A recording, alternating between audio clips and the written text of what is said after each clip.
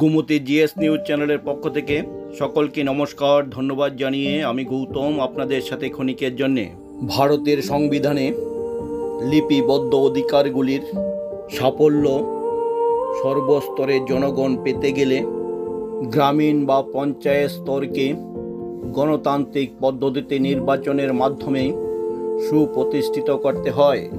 তারই অঙ্গ হিসাবে অমরপুর আরডি ব্লকের অধীন গ্রাম পঞ্চায়েতগুলিতেও নিউজ পড়া পর্যন্ত সুষ্ঠু ও শান্তিপূর্ণভাবেই গণতান্ত্রিক পদ্ধতিতে গণদেবতাগণ সকাল থেকেই বেলা বাড়ার সাথে সাথে ভোটারদের লাইনও সম্প্রসারিত হতে দেখা যাচ্ছে।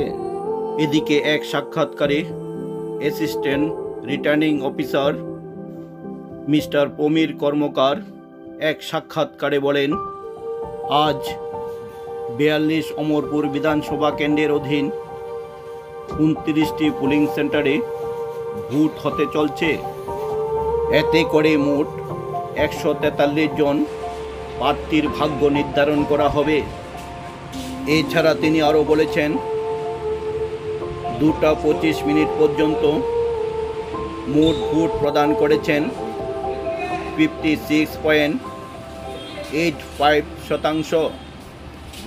এখন দেখা যাক সংবিধানের অধিকারগুলি গণতান্ত্রিক ভোটে কারা কারা প্রতিষ্ঠিত হয়ে সরকারের সাফল্যগুলি জনগণের হাতে তুলে দেন। এটাই দেখার, যা সময়ে বলবে। এই নিউজ চ্যানেলটি আপনার আমার সকলের, আপনিও দেখুন, অপরকে দেখাতে সাহায্য করুন। সকলকে নমস্কার, ধন্যবাদ।